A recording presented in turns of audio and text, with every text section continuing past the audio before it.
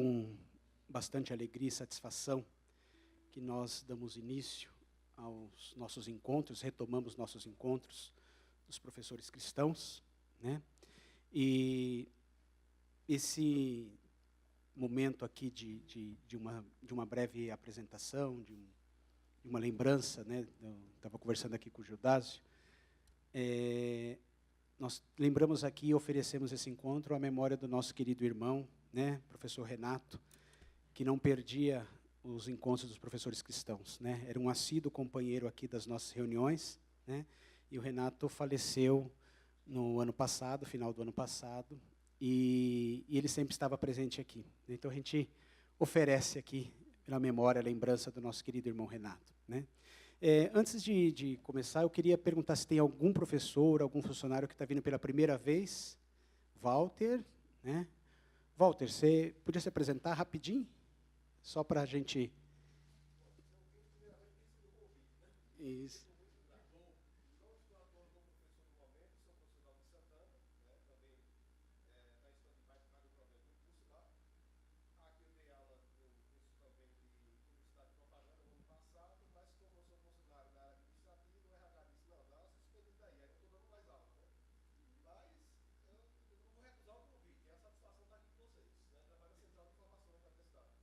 Bem-vindo, Walter. Walter também é doutorando do nosso programa de pós-graduação em Educação, Arte e História da Cultura, como aluno especial nesse semestre. Bem-vindo, Walter. Espero que seja o primeiro do ano todo que nós vamos te encontrar aqui. Mais alguém? Primeira vez? Você é?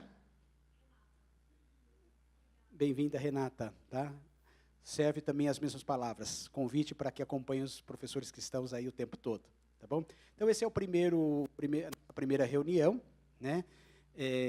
De 2019, a gente espera que esse ano, esse encontro, ele nos sirva, né, principalmente, além das reflexões que a gente sempre tem feito, né, que de fato esse seja o nosso espaço, aquele espaço em que a gente consiga aqui recuperar as nossas forças, trocar as nossas experiências, nossas reflexões, e que esse ano de 2018, até conversava bastante com o Gildásio sobre a importância desse grupo. Eu acho que a gente já atingiu uma maturidade bem interessante, né, no sentido de estar servindo mesmo de amparo aos professores, né?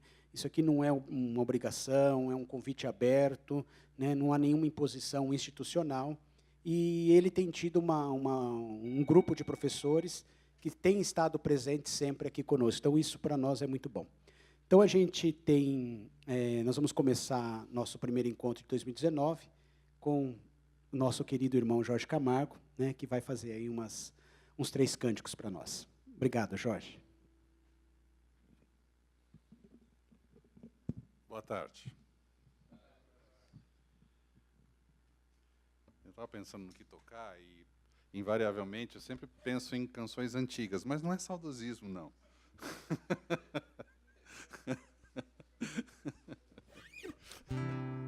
Também não sei o que é.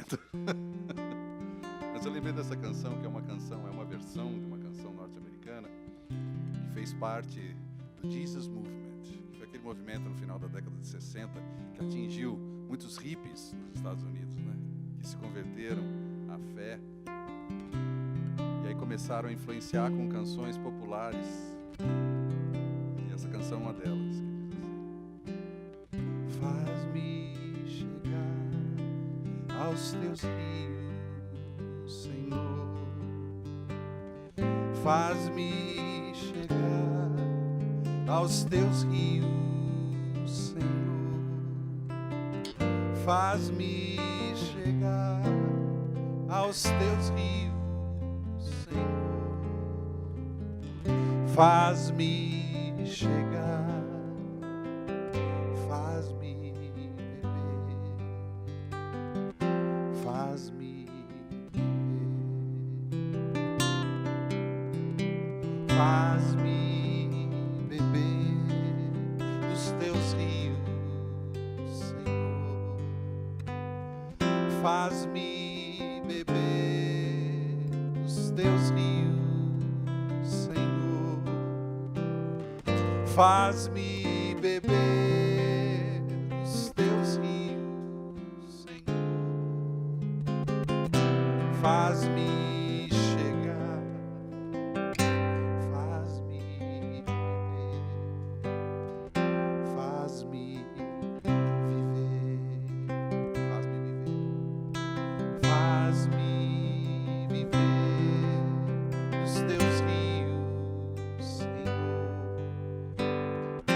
Faz-me viver dos teus rios, Senhor. Faz-me viver dos teus rios, Senhor. Faz-me chegar, faz-me viver, faz-me viver. É muito simples, né? Novamente juntos. Faz-me chegar aos teus rios, Senhor. Faz-me chegar aos teus rios, Senhor. Faz-me chegar aos teus rios, Senhor. Faz-me chegar, faz-me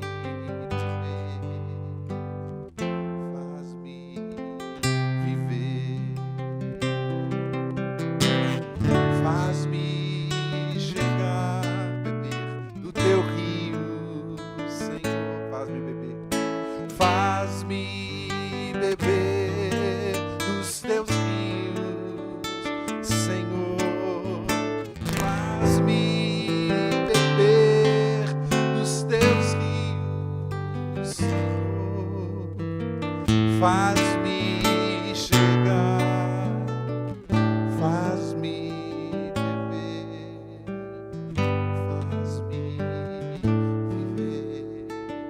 faz-me viver, faz-me viver dos teus rios, Senhor.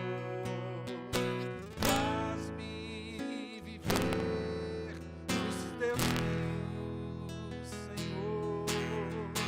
Faz-me viver dos teus rios, Senhor. Faz-me chegar, faz-me beber, faz-me viver.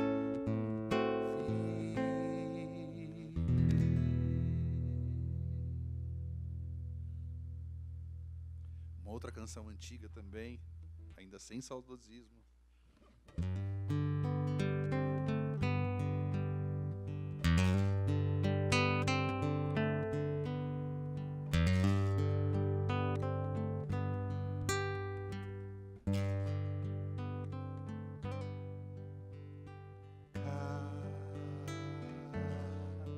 Cada instante contigo, Senhor,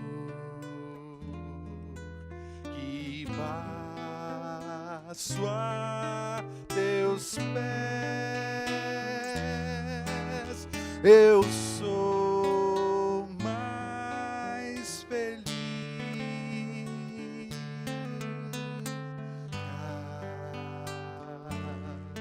Cada instante contigo, Jesus, é paz em minha alma, suave harmonia no teu grande amor. É paz em minha alma, suave harmonia no teu grande amor.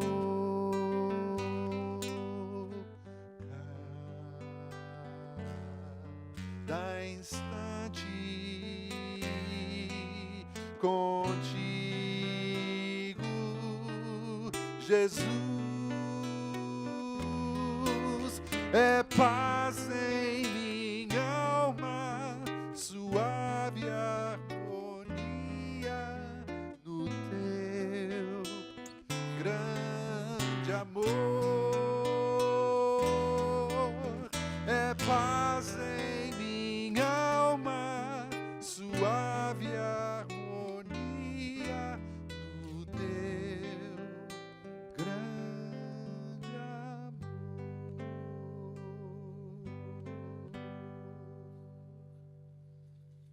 para fechar um salmo, uma canção inspirada no Salmo 138, que diz: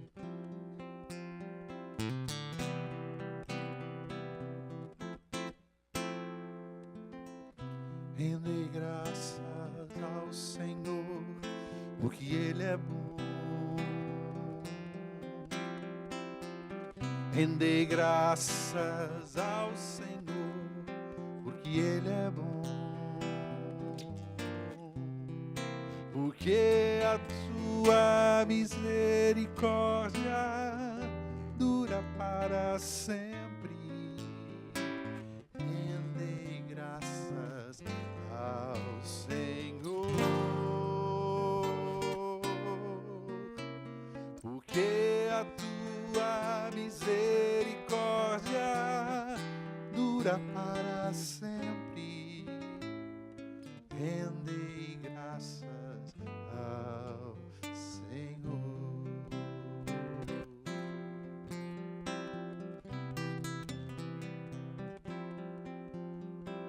Rendei graças ao Deus dos deuses, porque Ele é bom. Rendei graças ao Deus dos deuses, porque Ele é bom. Porque a tua misericórdia dura para sempre. Rendei graças ao Senhor, porque a sua misericórdia dura para sempre. Rendei graças ao Senhor, rendei graças ao Senhor, rendei graças ao Senhor.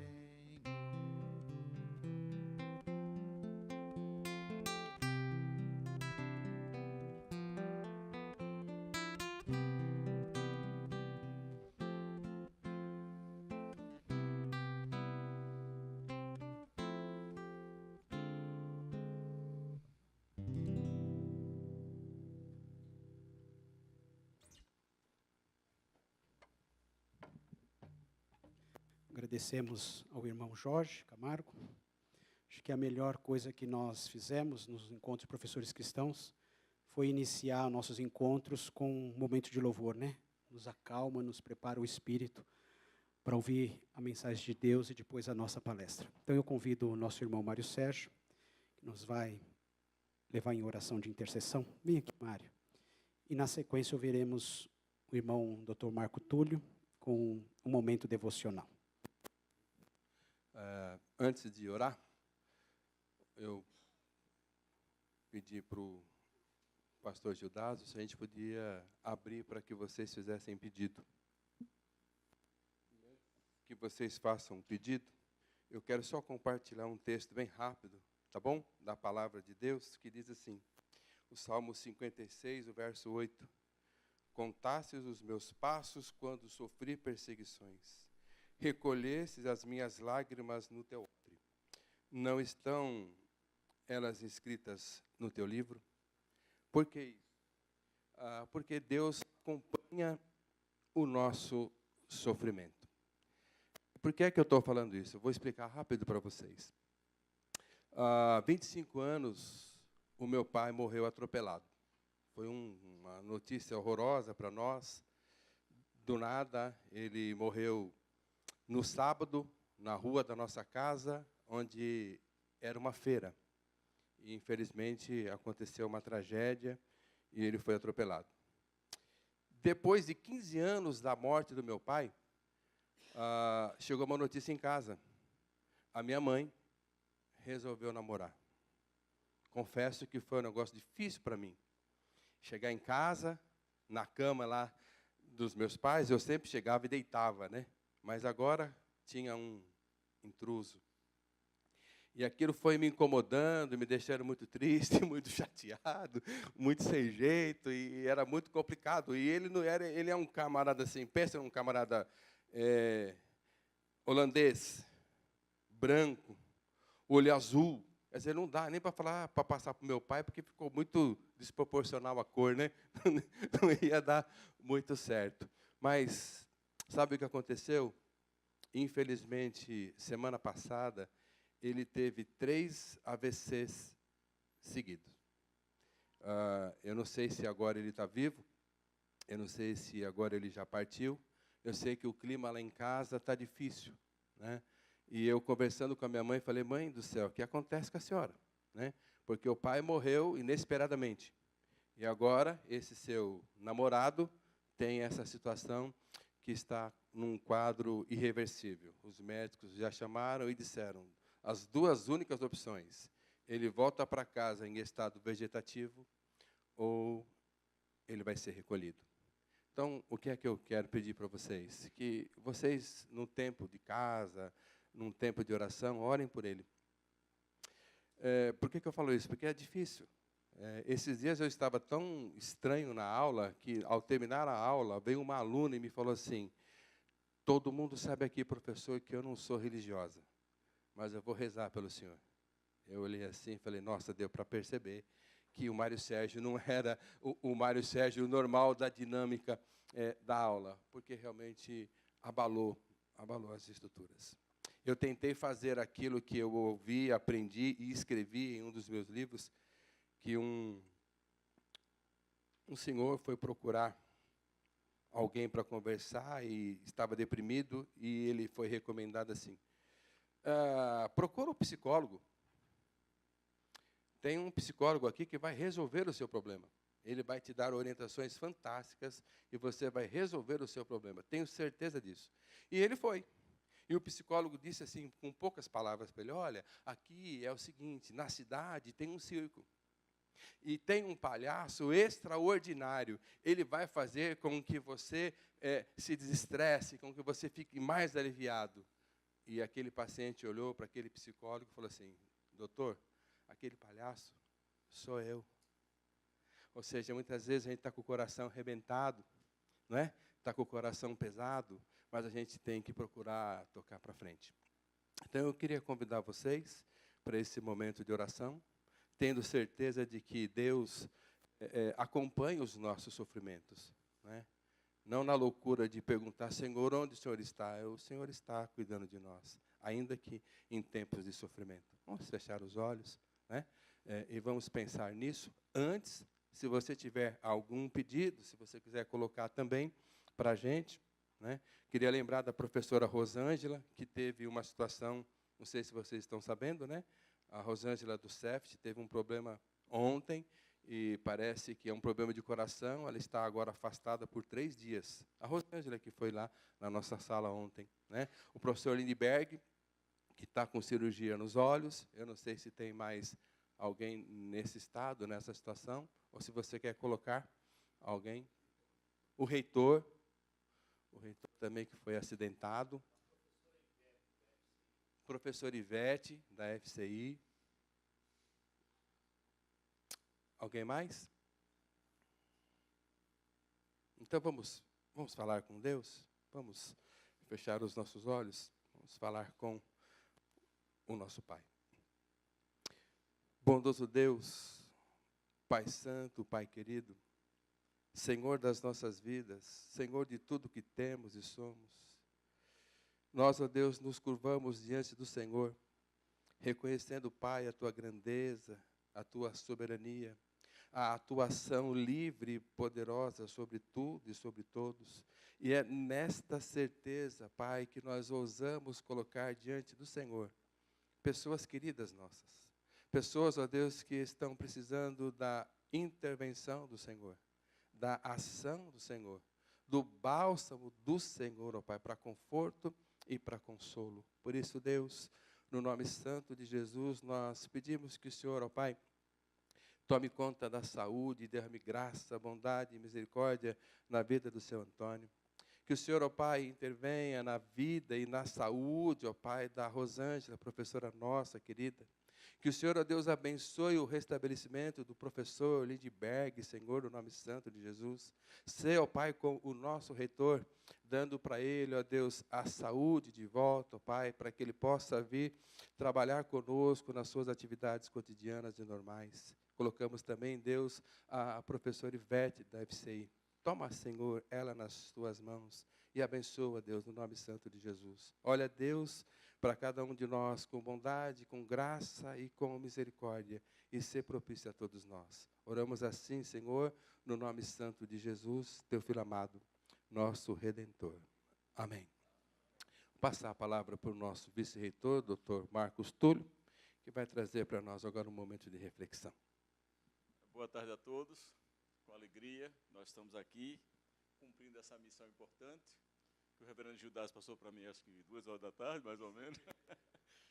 E é sempre difícil com uma plateia tão capaz, tão experiente, tão versada na palavra de Deus, e a gente sempre fica sob a pressão, não é? Mas eu vou falar mais na emoção, não é, do que de outra coisa, e especialmente pelos cânticos que nós ouvimos aqui, que são belos. Eu vou dizer, são da minha preferência, não é? Esses cantos mais antigos, do saudosismo, pode trazê-los muito mais outras vezes, Jorge. Eu vou ler aqui 2 trechos da palavra de Deus, que está na primeira carta de João, capítulo 4, já no começo, no versículo 4 de 1 João 4, e vou ler também a partir do capítulo 5, a partir do versículo 1. O apóstolo nos diz assim: filhinhos, vocês são de Deus e venceram os falsos profetas, porque aquele que está em vocês é maior do que aquele que está no mundo. Eles procedem do mundo, por essa razão falam da parte do mundo e o mundo os ouve. Nós somos de Deus. Quem conhece a Deus nos ouve. Quem não é de Deus não nos ouve. Nisto reconheceremos o espírito da verdade e o espírito do erro. E a partir do versículo 1 do próximo capítulo, diz: todo aquele que crê que Jesus é o Cristo é nascido de Deus. E quem ama aquele que o gerou, ama também o que dele é nascido. Nisto sabemos que amamos os filhos de Deus, quando amamos a Deus e praticamos os seus mandamentos. Porque este é o amor de Deus, que guardemos os seus mandamentos. E os seus mandamentos não são difíceis de guardar, porque todo que é nascido de Deus vence o mundo. E esta é a vitória que vence o mundo, a nossa fé. Quem é o que vence o mundo, senão aquele que crê que Jesus é o Filho de Deus? Então, essa palavra ela é extraordinária. É uma palavra escrita para nós, não é? E é uma palavra de alegria, uma palavra de júbilo, de segurança, de certeza, porque quando o apóstolo João escreve logo no início, ele se refere a nós com carinho, nos chamando de filhinhos, e diz que nós somos filhos de Deus. Depois ele também assume esta mesma condição quando ele diz: nós somos de Deus.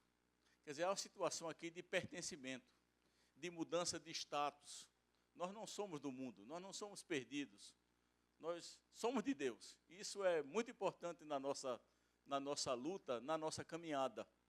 Porque, por mais que nós possamos olhar para as dificuldades do presente século, para muitas coisas que nos rodeiam, que nos apertam o coração, que nos entristecem ao olhar a impiedade do mundo, a sua violência, a sua maldade, a forma como os gestores públicos muitas vezes são malvados e causam males à sociedade, com hospitais ruins, com educação ruim, com falta de serviços de qualidade, de educação, e a gente se condói ao ver essa pobreza, e que ela nos afeta também, ela nos toca no coração, porque nós também somos vítimas de injustiça no tempo da nossa peregrinação. E muitas vezes isso pode nos assaltar o coração, pode nos entristecer, trazer certa angústia, defrontar com a ausência do amor de Deus em muitas das ações dos homens. ele traz uma perspectiva de nós nos lembrarmos, sim, que nós somos de Deus. E isso faz toda a diferença na nossa caminhada.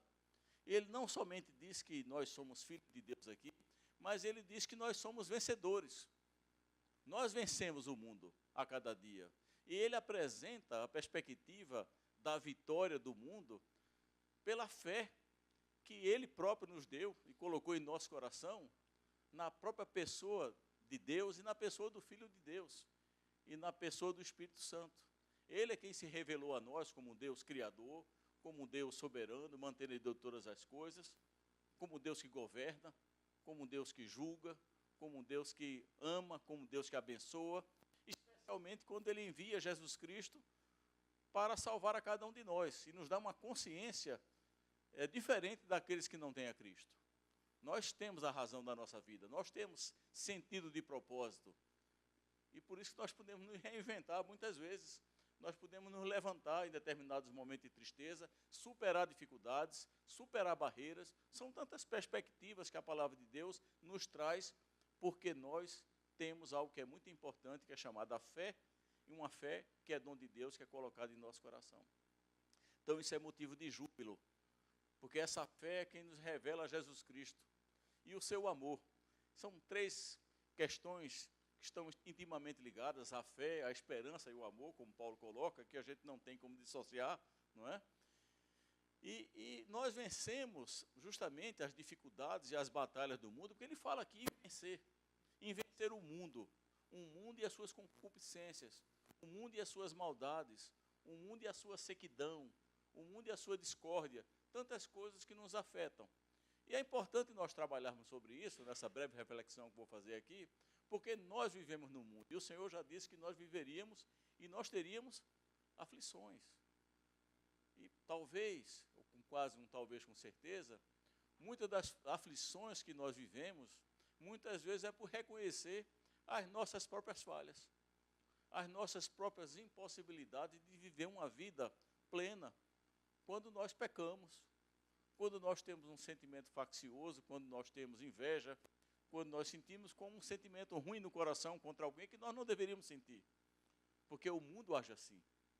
O mundo age por vingança, não é? Age por violência. Nós somos chamados a viver uma novidade de vida. Essa é a perspectiva que eu vejo aqui, sobretudo porque esta fé em Jesus Cristo nos obriga, essa compreensão de quem é a pessoa de Jesus Cristo e da sua palavra, aquele Cristo que dizia e diz na sua palavra muitas vezes para nós, quando ele diz assim: ouviste o que foi dito, não é?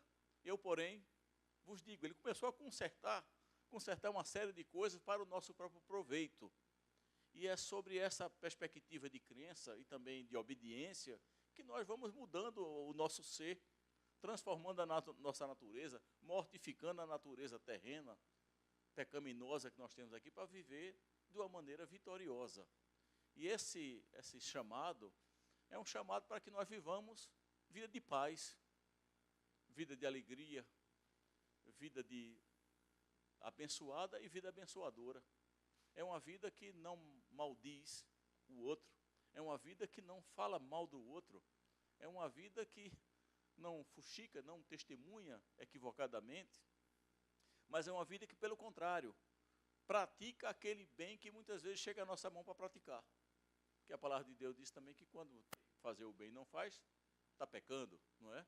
Então a palavra de Deus que vai nos ensinando e moldando o nosso ser, para que nós tenhamos um comportamento que agrade a Deus, que está acima de todas as coisas, e também agrade aos outros que nos observam, sejam os crentes ou não, porque a nossa transformação de vida ela é perceptível, não é? Então falo aqui porque eu tenho certeza que os senhores, os irmãos aqui, são de Deus também. E aqueles que são de Deus têm que viver de acordo com os ensinamentos de Deus, de acordo com o que está na sua palavra. E isso que ele traz aqui. Ele diz que a gente demonstra que nós amamos a Deus quando nós somos obedientes à sua palavra. E a gente, então, com essa fé, com essa perspectiva de que o Senhor haverá de nos abençoar nessa caminhada, nos fortalecer, nos ajudar a não pecar tanto, não é? No sentido de não só não fazer aquilo que ele condena, mas também caminhar no sentido de atender a todas as suas orientações, suas recomendações. E assim a gente possa ter um ambiente de muito mais paz, de muito mais unidade, de muito mais construção.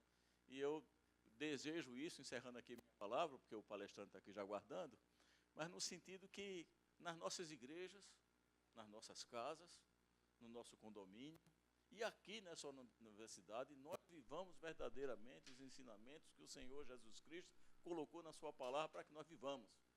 Porque assim nós vamos ter um ambiente melhor, um ambiente mais santo, um ambiente mais justo, um ambiente mais alegre, um ambiente de maior construção, de maior dependência, onde ninguém vai pensar que é melhor do que o outro, que se julga melhor do que o outro, e esses sentimentos normalmente trazem dissensões, trazem afastamento, não construção. Então eu não vou poder caminhar mais, porque aqui é uma reflexão, é uma pequena devocional, mas que de fato todos pensemos assim. Nosso status é um status diferente. Você é de Deus. É Walter de Deus. É o reverendo Davi de Deus. É a Ana de Deus. Todos somos de Deus. E essa filiação requer uma diferença, uma transformação e viver em novidade de vida, viver em vitória, viver em alegria, não é? Se eu pudesse falar mais sobre outras coisas, muitas vezes eu fico pensando sobre a vida triste com muitas pessoas que nós não conhecemos na nossa casa, na nossa igreja, que muitas vezes são crentes, mas vivem acabrunhados, entristecidos, reclamando, não é? Com a tristeza no coração, com aquela raiz que foi e tomou conta. E eu digo, meu irmão, para com isso. Transforma a sua vida. Passe agora a adotar uma terapia, a terapia do louvor. Acorde de manhã e logo cedo diga, ó Senhor, muito obrigado. Muito obrigado pelo dia. Acordei, estou vivo, estou enxergando. Muito obrigado porque eu tenho água na pia para escovar o dente, Senhor. Obrigado pela esposa que eu tenho aqui. Obrigado porque eu tenho um café me esperando daqui a pouco. Obrigado porque eu vou para o Mackenzie trabalhar. Obrigado até porque eu tenho um carro para me levar até lá. São tantas coisas que nós somos abençoados e muitas vezes nós nos pegamos entristecidos, reclamando, como se nós estivéssemos vivendo sob uma perspectiva terrena, passageira, apegada a ter, não é? A ocupar espaços, e eu acho que nós não fomos chamados para isso. Nós fomos chamados para ter uma vida diferente, de fato, feliz em Cristo pela salvação e por ter a sua palavra, que é quem nos dá toda a orientação para que nós tenhamos essa vida de paz abençoadora e uma vida vitoriosa. Então, eu convoco todos assim a darem graças a Deus, louvores a Deus pelo que Ele fez pela sua vida, pelo que você é hoje, pelo que você vai poder fazer até a vinda do Senhor Jesus Cristo, quando Ele vier buscar a sua igreja. Que o Senhor, pois, vos abençoe ricamente, abençoe a mim, a todos vocês, na jornada que nós temos aqui como crente nesse mundo. Muito obrigado. Muito obrigado, Dr. Marco Túlio, pela sempre importante reflexão, né? E é bem por aí mesmo, né? É só a fé em nosso Senhor Jesus Cristo que nos faz vencer as aflições desse mundo, né? E já dizia, né? A gente sempre fala da importância da fé para superar as aflições desse mundo e também poder viver a eternidade, né? Isso é muito importante. Sem delongas, viemos aqui para ouvir o nosso chanceler, Dr. Davi Charles. Tem a palavra agora. Eu, por mim, podia ficar ouvindo ali o doutor falando no coração por um bom tempo. Mas estava com saudades da oportunidade de falar com vocês. E a gente olha para as alegrias que Deus vai dando para a gente no trabalho, na oportunidade de mexer com as coisas, e é espetacular. Ao mesmo tempo, em alguns momentos, a gente enfrenta tristezas, né? Eu confesso que me cortou o coração um discurso de formatura ontem, de uma aluna que fez ali o seu discurso de protesto. E corta o coração em grande parte, não apenas porque seja o protesto, Aliás, é da natureza do que nós fazemos ter espaço para que haja o contestamento, para que haja o contraditório, para que haja... Eu acho que o que me pega é a injustiça, muitas vezes, dos protestos, né? Vejamos, por exemplo, professor, a única filosofia, o único pensamento estruturado sobre relações sociais que garante, que cria bases filosóficas para garantir a liberdade de expressão, para dar espaço para que alguém discorde de mim, é o pensamento que vem da tradição judaico-cristã. Qualquer outro pensamento, eu mostro para vocês, por derivação lógica, que ele não faz sentido, ele não gera sentido para garantir as liberdades individuais, como liberdade de expressão, como... Então, a injustiça do uso disto para atacar não deixa de ser um sentimento que a gente está acostumado. Já não acontece há muito tempo, graças a Deus, porque meus filhos estão crescidos. Mas quando eram pequenininhos e eu podia segurar nos braços, eu me lembro que muitas vezes eles só conseguiriam dar um tapa na minha cara porque estavam no meu colo. Certo? E é assim que a gente faz muitas vezes com Deus, né? A gente só consegue alcançar o bracinho para dar o tapinha na cara dele porque está no colo dele. Porque se ele fizer assim, eu não chego nem perto. E, num certo sentido, a gente está tentando fazer o quê com a educação aqui? Criar um contexto onde as pessoas aprendam a pensar, incluindo criticamente. Então, o que me entristece não é a não concordância com a nossa identidade institucional. É o desrespeito a ela como se ela fosse o inimigo. Mas, de certo modo, ela é o inimigo. E talvez esse seja um dos poucos ambientes aqui dentro onde dá para a gente reconhecer que é uma briga mesmo, é uma batalha mesmo. E eu tenho ensinado para vocês o fato de que a Bíblia é clara quanto a isso quando diz que é uma luta que não é contra carne nem sangue, mas que é uma luta contra os sofismas. Que grande parte do nosso trabalho é tentar desfazer os sofismas. E qual que é a sofistria que nós queremos combater? É aquela que diz que o mundo faz sentido sem o conhecimento de Deus. É aquela que diz que o mundo é interpretável à parte de Deus. E, infelizmente, esse sofisma hoje em dia fica tão sofisticado que ele diz que o mundo é interpretável à parte do homem também. Bom, o tema que eu quero tratar hoje é técnico e específico. Eu espero não dar para vocês um tratamento técnico específico que seja hermético, que exclua quem não é da área. Eu espero que não seja primariamente uma palestra para o professor Marcelo, que é especialista. Eu espero que inclua a todos vocês, porque vocês são intelectuais. Mas eu vou falar de epistemologia pura hoje. E eu vou dar um primerzinho em alguns pontos da epistemologia pura, porque eu quero mostrar para vocês que grande parte da razão pela qual nós precisamos lutar apaixonadamente contra a sofismação que esse mundo faz, é porque aquilo que é da natureza e da essência do que fazemos na Universidade Mackenzie.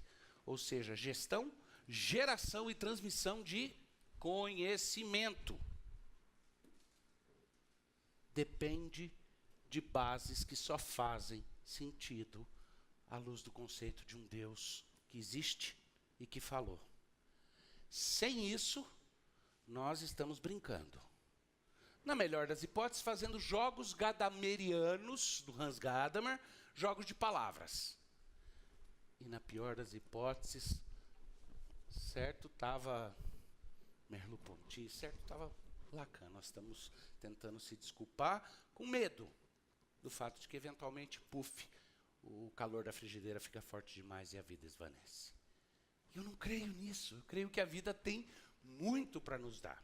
Então, eu vou falar de epistemologia. Agora, falar de epistemologia, especialmente epistemologia pura, já me faz lembrar uma outra área que também, quando a gente não tem um interesse técnico por ela, a gente sabe o que é, mas não tem certeza, que é a lógica, né? E aí eu fico lembrando do meu amigo lá em Lisboa, o Manuel, que estava caminhando na rua e encontrou com o João. Pois que, pá, João, onde estás indo? Ah, Manuel, estou voltando da universidade. Pois que estás na universidade, o que estás a estudar? Estou estudando lógica. Que diabos é lógica? Lógica é uma ciência que nos ensina como raciocinar corretamente, como fazer derivações para compreender as coisas. Não estou a entender. Explique-me, João. Bem, a lógica funciona assim. Vejo que tens um saquinho na sua mão, estás a carregar um pequeno pacote. Neste pacote está escrito que é de um pet shop. Então percebo que estás a carregar alguma coisa. Pelo formato do pacote, pela minha observação, imagino que seja um pacote de algum alimento para animais, pois que não é um animal. Oh, mas muito correto? Como é que pode? Já sabes que eu estou a carregar ração. Sim, e ainda mais, eu percebo que não deve ser a ração de cachorro, porque o saquinho é muito pequeno. Pois que deve ser, então, ração para... Não é para gato, é para peixe. Parece-me ração para peixe. Sim, pois que é verdade, é ração de peixe. Então, logo, entendo que tens em casa peixinhos. Como esta é ração pequenininha para peixes pequenos, imagino que seja um aquário de peixinhos doirados. Sim, mas é isso mesmo. Essa lógica é maravilhosa. E por causa disso, por derivação, imagino que tens crianças em casa. Ah, mas tenho, é isto mesmo?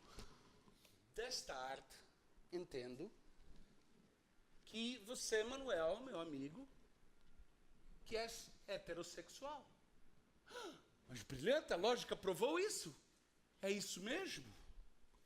E o Manuel foi para casa animadíssimo. Ele encontrou com o Pedro, vizinho dele, e conversando com o Pedro, ele disse: Pedro, estou a pensar que vou entrar na universidade para estudar a lógica.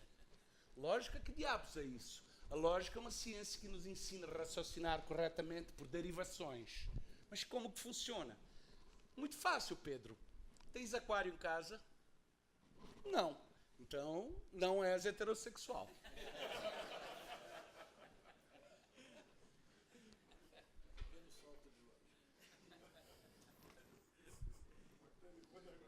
Vocês riem, né? Mas eu vejo salto de lógica desse tipo o tempo todo. Não gritante, eu sei que o tema aí, eu estava assim, andando com cuidado, né? Porque a piada é boa, mas o tema é espinhoso.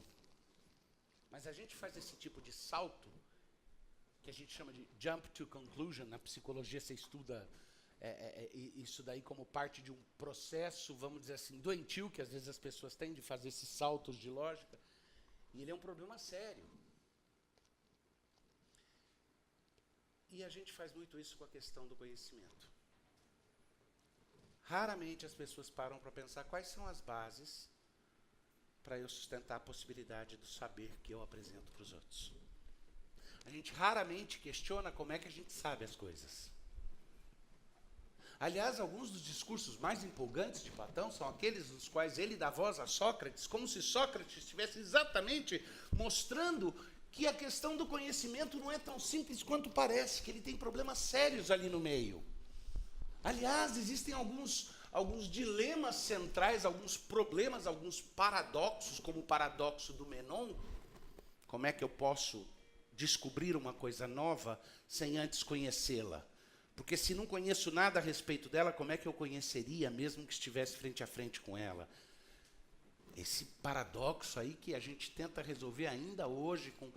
E não adianta dizer, não, mas eu não vou gastar tempo pensando sobre epistemologia. Eu prefiro já simplesmente trabalhar com a minha ciência.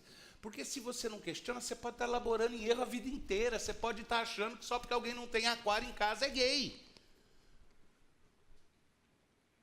Porque fez um salto errado de lógica. Vamos examinar um pouquinho o que é exatamente a epistemologia.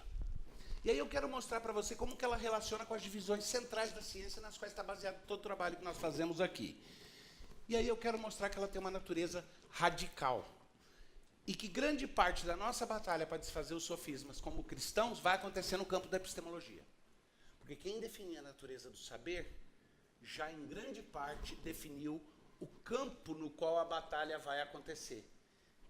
E quem define as armas da batalha e o campo no qual vai acontecer, já, de certa forma, definiu o resultado do combate. Tá? Então vamos começar lá. Eu notei que algumas pessoas estão curiosas onde que eu consegui a foto desse olho. Ou do outro? O da capa? Então, o da capa eu não vou contar quem é, porque a pessoa não vai querer que eu conte. Esse. Mas é óbvio que tem uma lente na frente, né? Esse daqui é da mulher mais bonita, mais jeitosa que existe no mundo. Mãe dos meus filhos, minha esposa, há 26 anos. Vamos lá. Em primeiro lugar, a epistemologia, é óbvio, é um campo indispensável. Não adianta você dizer que, eu não gosto de filosofia, não me preocupo com isso. Não importa, você trabalha com exata, você trabalha com humana, você trabalha... Se você não tiver capacidade de explicar o que é que justifica o conhecimento, se você não puder distinguir conhecimento de mero preconceito, de mera opinião, de mera crença, se você não puder discutir o que é que epistemiza a crença, então você vai facilmente elaborar em erro. Tá? Eu nunca me esqueço da minha prima Marta, engenheira formada pela Unicamp, na cozinha de casa, fritando uns bolinhos para café da manhã, uns donuts lá nos Estados Unidos, e eu desço na cozinha e vou meter a mão na bandeja para pegar um bolinho que ela tinha acabado de fritar, e ela bate na minha mão e fala, não pega enquanto eu frito, porque diminui o óleo da panela. Eu parei e falei, Marta, você é uma mulher culta, uma engenheira. Como assim pegar o bolinho enquanto frita diminui o óleo da panela? O que é que acontece? E ela parou e falou, deu uma risadinha e falou, eu não sei, minha mãe sempre falou isso para mim. E aí, por curiosidade, quando a mãe dela, a tia Dulce, estava em casa, nós resolvemos perguntar. Tia, a Marta falou isso e tal, foi algumas semanas depois. E a minha tia começou a rir, ela falou, não, é que quando o seu tio Ari, pastor Ari Barbosa Martins, quando ele começou o ministério, logo que a Marta era menininha, a Marta, a Meg e a Cláudia, a gente tinha épocas difíceis financeiras. Tinha alguém na igreja que era dono de um armazém que distribuía farinha. Então a gente sempre tinha fartura de farinha em casa. Mas o óleo era caro.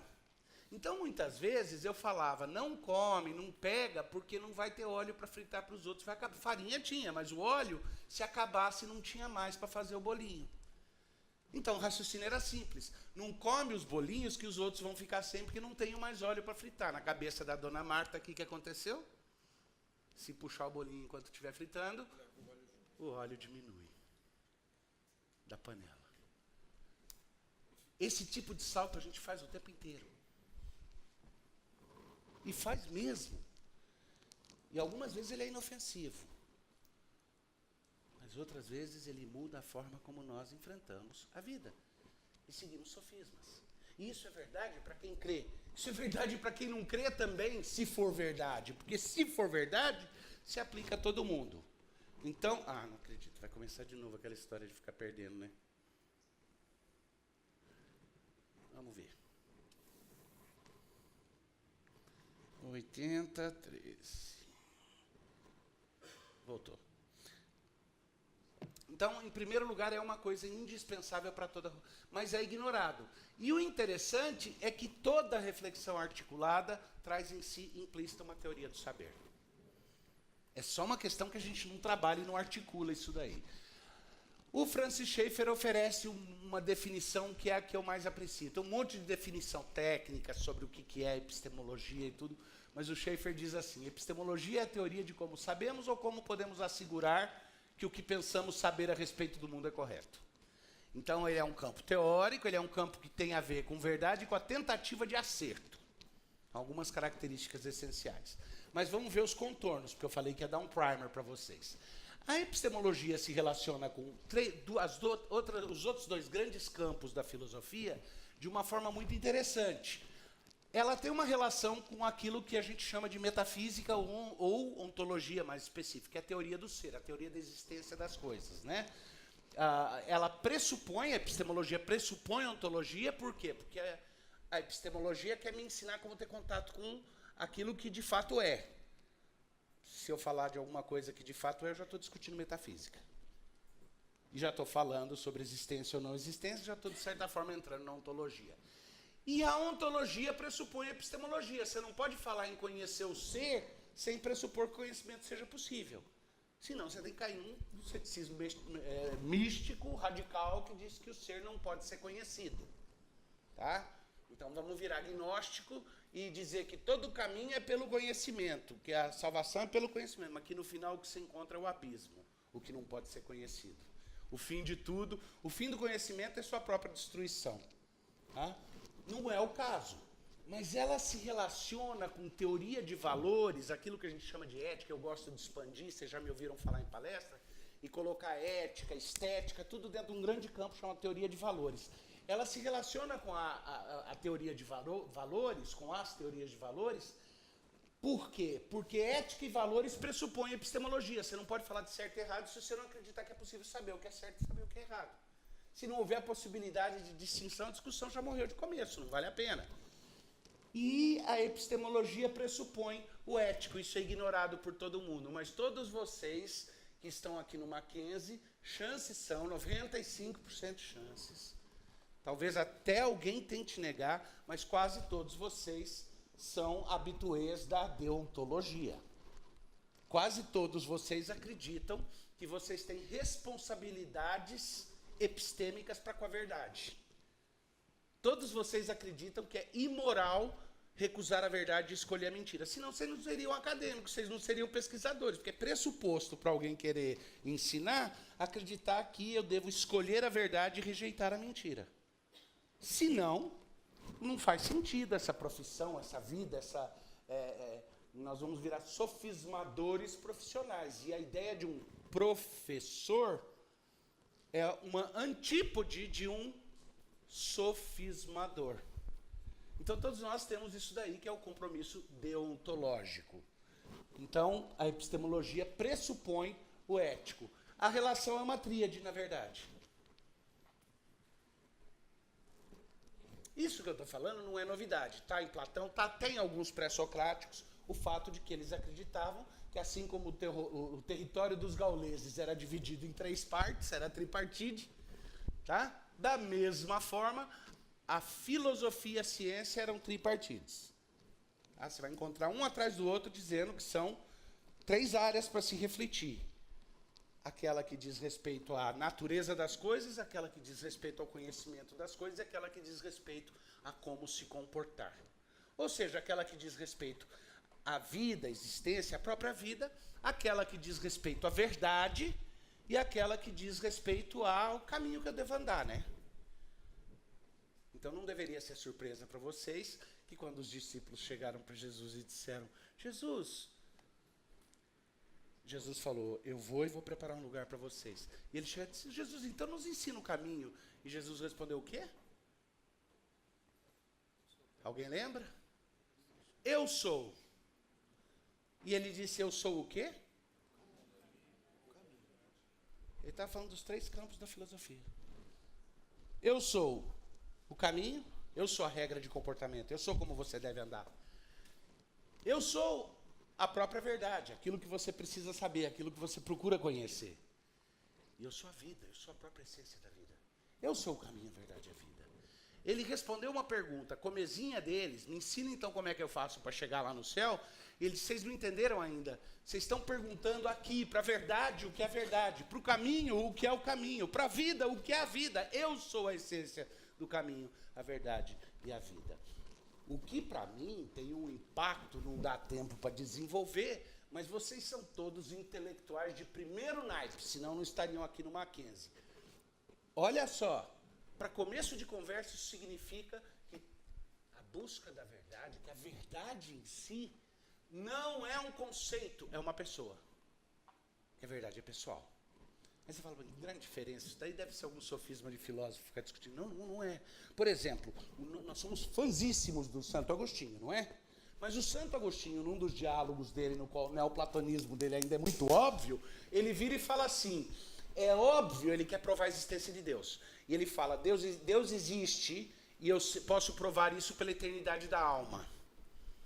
E para provar a eternidade da alma, ele faz o seguinte raciocínio: A alma é o lugar onde reside a verdade. E a verdade é perene. Porque se mesmo que fosse verdade, que um dia a verdade viesse a perecer, seria verdade que a verdade pereceu. Portanto, a verdade permaneceria.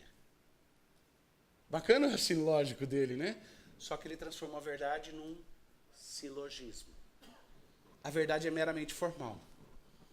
A verdade morreu, portanto, a verdade permanece, porque é verdade que a verdade morreu. Então, a verdade não tem conteúdo próprio. Ela é uma forma, ela é a lei da não contradição. Ele radicalizou uma descrição lógica como se ela fosse a verdade em si. E Jesus está dizendo, não, eu sou a verdade. Do mesmo jeito, ele vai dizer, eu sou o caminho. Não existe uma ética fora de mim. Eu sou a base da ética. Eu não sou sujeito a nenhuma lei, eu sou a lei. Eu sou o cumprimento da lei, eu sou a realização da lei. Eu sou a encarnação da lei maior, que é o amor. Essa é a fala de Jesus. E ele disse, eu sou a vida. Eu sou a essência da vida. Não há vida, eu sou o alfa e o ômega. Não há vida fora de mim. Tem outros momentos nos quais isso daí aparece de uma forma tocante. Por exemplo, quando Pilatos vira para Jesus e fala, o que é a verdade? O que Jesus fala para ele? Pensa na ironia. O cara está olhando para a verdade encarnada, dizendo, mas o que é a verdade? A resposta de Jesus seria o quê? Sou eu. Eu sou. Para mim isso é radical, porque isso significa que eu rejeito conscientemente uma epistemologia formalista, mas eu rejeito o subjetivismo que joga fora a possibilidade do saber. Eu acredito que todo conhecimento é pessoal. E porque ele é pessoal, ele tem aspectos objetivos e aspectos subjetivos. E não é uma mera síntese de objetividade e subjetividade. É uma relação na qual meu ser, subjetividades e objetividades trabalham em conluio para ver a Deus ou para fugir de Deus. É uma teorreferência essencial que existe no meu processo de conhecimento. Bom, será que vai ficar acontecendo esse tempo todo aqui? Espero que não.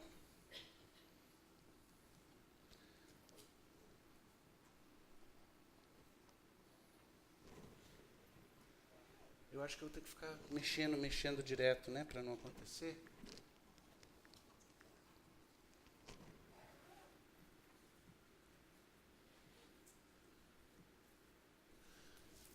Agora, quando você vai discutir a questão da epistemologia, é interessante saber, de um lado, o que está envolvido nesse estudo, mas, de outro lado, entender que tem uma série de interfaces que são inescapáveis ali dentro, tá? Quando você discute epistemologia, você está discutindo algo que vai exigir reflexão a respeito de tudo. Então, quando você discute epistemologia, tem certos aspectos de reflexão psicológica que precisam acontecer. Tem um aspecto forte de filosofia, tem um aspecto histórico, tem um aspecto sociológico. Tudo isso está implicado numa discussão epistemológica sobre a natureza do saber. Mas todas as áreas de reflexão, todas as áreas do saber são tocadas pela questão epistemológica. Todas elas.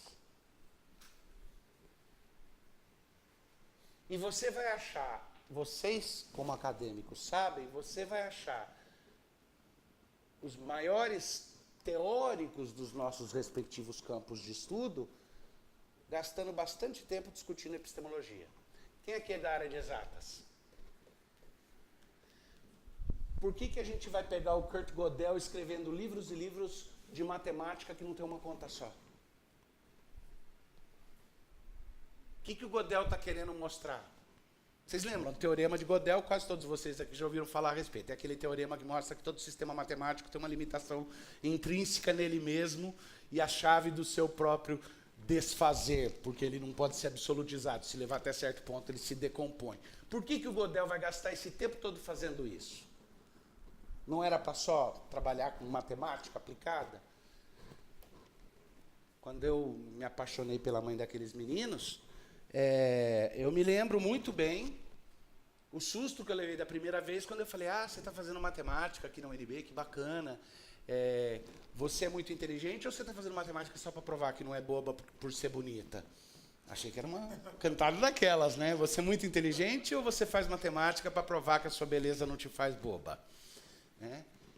E aí eu virei para ela e falei, então você deve ser muito boa com números. Ela falou, horrível. Falei, como assim? Ela falou, não sei fazer conta com números reais. Aí eu percebi que a conversa ia ficar interessante, porque eu virei para ela e falei, então você está me dizendo que você trabalha só com matemática abstrata, você está trabalhando com matemática filosoficamente. Ela falou sim. Eu falei, então vamos sentar aqui e conversar. Pronto, acabou, selou o negócio. Eu queria... Imagina uma moça que vai estudar matemática e não sabe fazer contas. Maravilhoso. Porque não significa incapacidade, significa que ela estava preocupada com alguma coisa por trás, acima ou mais profundo, alguma coisa que vem antes. A epistemologia, de certa forma, é isso. É lógico que eu diria isso, eu sou epistemólogo de formação, né? Aí é o jeito de eu me valorizar, mas não é. Não é porque muito mais que epistemólogo, eu me veria como um pastor, como um teólogo. Então, se fosse para valorizar, é valorizar aquilo. Mas é que, de fato, você não começa a discutir teologia se você já não tiver uma epistemologia saudável. Aliás, a diferença entre a teologia reformada e a teologia não reformada, na minha opinião, é epistemológica. A reforma protestante, para mim, foi uma revolução epistemológica, porque mudou o eixo de autoridade para um tipo de saber que fugia do pensamento dicotômico natureza e graça e achava uma nova forma de unidade que não era aquela síntese moderna que veio mais tarde, que eu acho defeituosa por ser só dialética. Isso só para aqueles que são da área. Mas vamos pegar alguns dos conceitos e termos centrais só para que esse primer, para que eu cumpra o propósito nessa noite de te despertar um pouquinho de reflexão, tá? Sobre epistemologia. O conhecimento. Quais são os adjetivos que geralmente a gente usa relacionado ao conhecimento? Cognitivo, epistêmico, noético. Eu nunca esqueço um dia que, numa palestra, depois de falar dos efeitos noéticos da queda, alguém perguntou se não estava errado, se não eram efeitos adâmicos da queda. Vocês sabem que aí não está falando de Noé, né? É de nozes noéticos mentais. Que tipo de conhecimento é possível ter? Vamos distinguir, parece bobeira isso daí, mas não é. Parece pueril, mas não é. É importante distinguir os diferentes tipos de conhecimento com o qual nós lidamos, né? Existe conhecimento de pessoas ou coisas. E o conhecimento de pessoas ou coisas, ele pode ser direto ou ele pode ser por descrição. E no nosso trabalho intelectual comum, nós nunca jogamos fora o conhecimento por descrição, automaticamente. Não se faz isso. Quem aqui já foi para o Himalaia? Mas nenhum de nós duvida que ele existe, certo?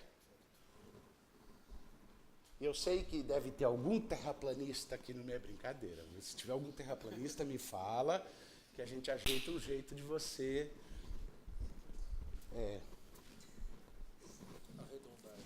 arredondar essa terra. O que acontece? Eu tenho vários tipos de conhecimento, como, por exemplo, o homem foi à Lua? Foi. Mas tem gente séria que jura que foi um estúdio construído em não sei o quê, e tal, e tal, e tal. O fato de que o conhecimento pode ser fruto da descrição de outros não o torna inválido, mas muitas vezes quando vai discutir questões, por exemplo, de religião, a gente fala, não, se você não sabe por você mesmo, você está confiando que o outro te falou, esse conhecimento não é legítimo. Mas se eu não pudesse confiar tanto no conhecimento direto quanto naquele que vem por descrição, cessa a ciência. Porque cada um de vocês, na sua área de atividade acadêmica, repesquisou tudo que todo mundo tinha pesquisado antes? Ou você pegou tudo aquilo que os outros deram e construiu em cima e acrescentou mais um tijolinho? Então, conhecimento...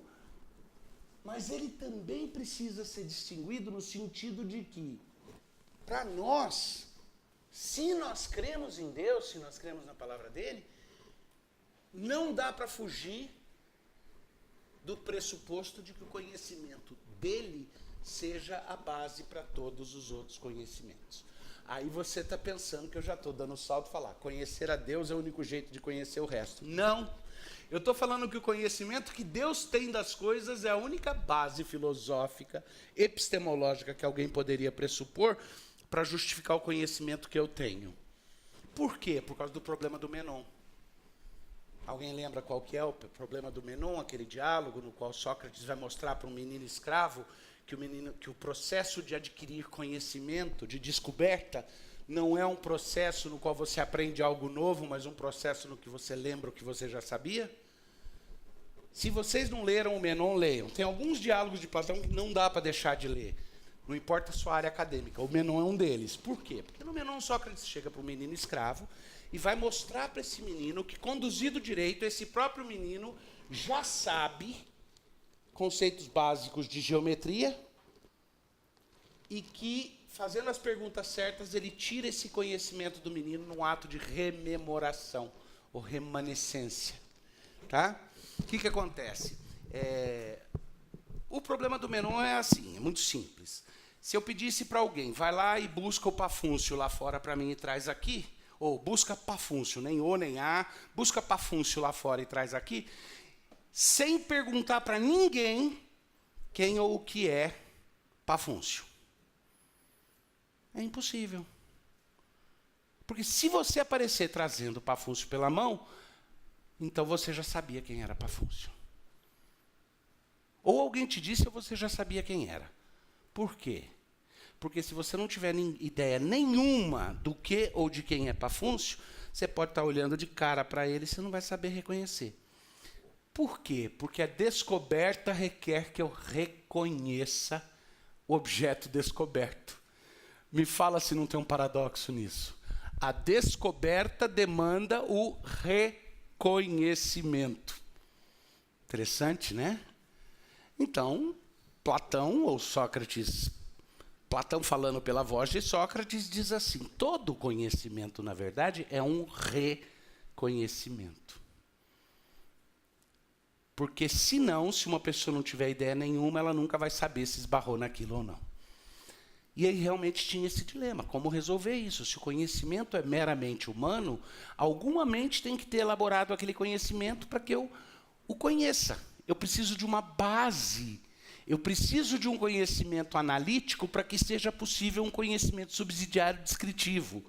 É uma necessidade lógica. Platão resolve o problema com certa simplicidade, o que não deixa de ser grande ironia, porque a filosofia grega e a ciência surgiu como tentativa de explicar o mundo sem ser pelos mitos, né? Sem ser pela poesia, pelos mitos. Eles queriam explicar racionalmente o mundo. Mas, no final das contas, Platão tem que achar uma solução para esse problema, então ele diz assim, não, é porque todo mundo, antes de encarnar, ele tem que botar a teoria da reencarnação como a base para resolver o problema. Antes de encarnar, as almas têm conhecimento de todas as coisas. Todo ser, toda alma está em comunhão e tem conhecimento universal absoluto. Então você já sabe todas as coisas. Mas antes de encarnar, você bebe água do rio Oblívio e nasce como um bebezinho tendo esquecido tudo. E o resto da sua vida é um processo de rememorar o conhecimento que aos poucos vai vindo à tona de novo e você explora o mundo. Essa é a solução que ele propõe. É lógico. Para quem queria fugir de uma solução religiosa, ele trouxe a religião de volta com vingança será maligna, né? Trouxe de volta para a discussão. Mas esse problema existe, de fato, como explicar o conhecimento. Eu creio que eu resolvo o problema do Menon somente porque eu assumo que o conhecimento originário não está na mente humana. Que o conhecimento analítico das coisas está no ato do Criador. O Criador, quando criou, já interpretou a realidade. O ato de interpretar e a realidade de criar foi um só. Ele criou interpretando. Então, o significado original das coisas está numa mente, mas não é uma mente humana, está numa mente divina, fora. E essa sim tem conhecimento universal e conhece todas as coisas ao mesmo tempo. Então, todo o processo meu de tentar adquirir conhecimento é um processo de tentar pensar os pensamentos de Deus atrás dele. É um processo de tentar descobrir o que é que Deus pensa a respeito das coisas. Não o que ele pensa no sentido de opinião moral, o que ele pensa no sentido de significado daquela coisa em si, do núcleo de significado com o qual eu estou lidando.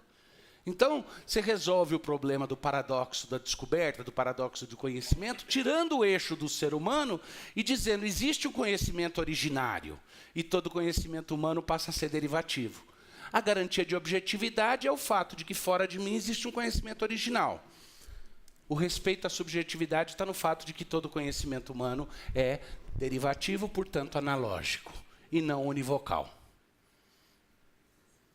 Então está resolvido o problema.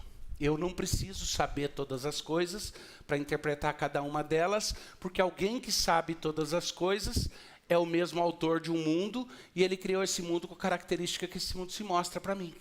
Esse mundo quer se revelar, esse mundo quer se desnudar para a gente, porque ele foi feito como um mundo que é intrinsecamente revelador.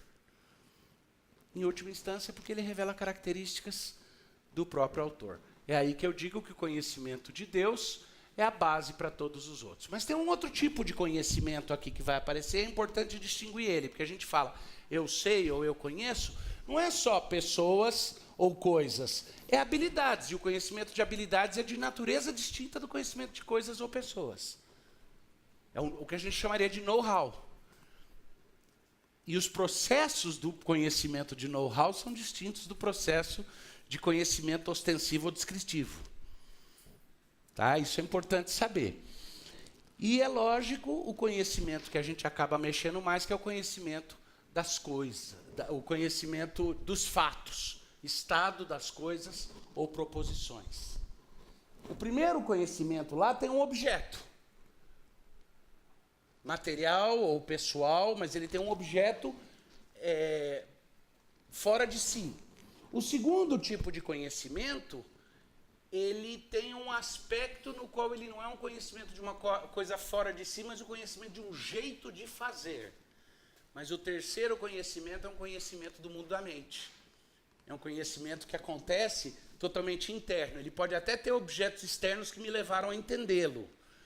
Mas uma coisa é dizer, eu sei que vai chover.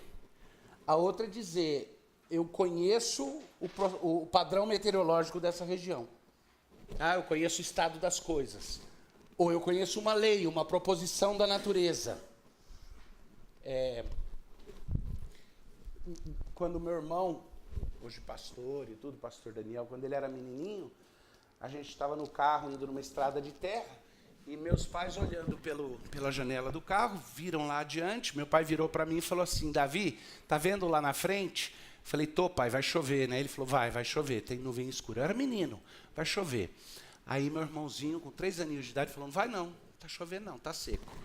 Meu pai falou, tá, vai chover, filho, vai vir chuva. Ele falou, não vai não. Meu pai falou, vai chover, filho.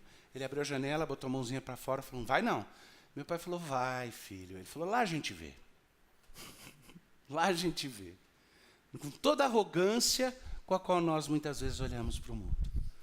Lá a gente vê. Vinícius disse, né? Amigo, a vida é uma só. Quem quiser dizer que tem duas, vai ter que me provar. Com certidão registrada em cartório do céu e assinada embaixo, Deus, e com firma reconhecida. E se chegasse para ele e falasse, meu amigo, não é assim não. Se eu chegasse para ele e devolvesse a própria música dele, você que só vive para curtir, o que é que há, meu amigo? O que é que há? Você sabe que um dia tudo isso vai acabar? Por cima uma laje, por baixo a escuridão. É fogo, irmão. É fogo, irmão. Porque a atitude muitas vezes foi lá a gente vê. A atitude do lá a gente vê, ela é louca. Deus nos fez para conhecermos o mundo ao nosso redor, para vermos os fatos, observarmos os fatos, conhecermos pessoas, nos relacionarmos com realidades, mas em última instância para conseguir entender o estado das coisas, para conseguir conhecer os fatos, as proposições, para conseguir integrar aqueles pontos de conhecimento em algo que traga significado. Porque fatos não são fatos brutos, isso é mito do cienticismo moderno. Os fatos são sempre interpretados. Porque fatos são ligados a significados. E no final das contas é ali que a riqueza vai estar, na questão dos significados. Na verdade, um outro termo que é bem importante entender direito, para não fazer besteira, para não falar besteira, é a crença, porque a crença é essencial ao conhecimento. Aliás, muitas pessoas, muitos epistemólogos, vão definir conhecimento como: conhecimento é a crença devidamente epistemizada. É a crença que passou por uma justificação epistêmica. Então ela deixa de ser mera crença para poder ser conhecimento firme. Mas a base de tudo é crença. A base é crença, não tem jeito. Crença a respeito das pessoas, do estado das coisas, a respeito daquilo que eu sei fazer e não sei. E esse comprometimento para com a verdade de uma proposição ou pessoa, que se traduz em pensamento ou ação, essa é a minha definição de crença. Crença é um comprometimento para com a verdade de uma proposição ou pessoa que se traduz em pensamento ou ação. Ela sempre vai envolver componentes que são racionais, que são experienciais, que são perceptivos, que são emotivos, que são volitivos, que são intuitivos e que são imaginativos. E muita gente trabalha com uma epistemologia que ignora o aspecto de imaginação. E ao ignorar o aspecto de imaginação, eles ignoram o aspecto da nossa participação na construção do mundo. Tá? A imaginação está lá.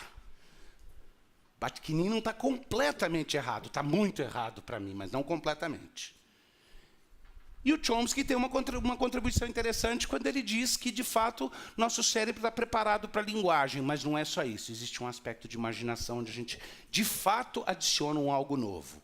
Eu acho que isso faz parte da imagem e semelhança de Deus, com a qual ele nos legou. Então, imaginação é bem importante, os aspectos intuitivos.